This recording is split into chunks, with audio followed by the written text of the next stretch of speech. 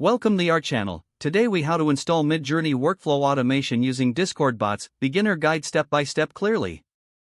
To install Midjourney workflow automation using Discord bots, first, ensure you have a Discord account.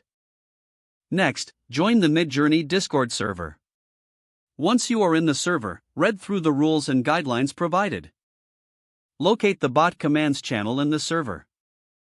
Type the command to invite the Midjourney bot to your server. You will need to grant the necessary permissions for the bot to function correctly. After inviting the bot, head to your server settings. Find the Integrations tab and select Bots and Apps. Locate the Midjourney bot within your integrations. Now, configure the bot settings according to your workflow needs. Set up keywords for automation, which will trigger specific responses from the bot. In the same tab, ensure your permissions allow members to interact with the bot. Test the bot in your server's dedicated channel. Use a sample command to see if the bot responds correctly. Adjust settings as needed based on your tests. Once satisfied, implement additional commands or features for more advanced automation.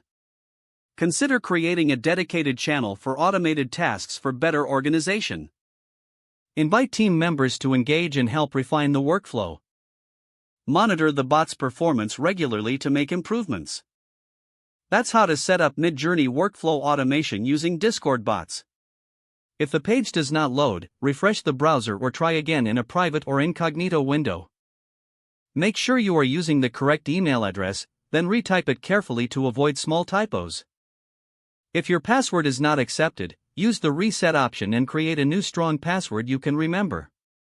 Check your spam folder for verification or security emails, then complete any requested confirmation steps. Enable two-factor authentication if available to improve account security and reduce unauthorized access risk. After signing in, review your profile details so your contact information and settings are accurate and current.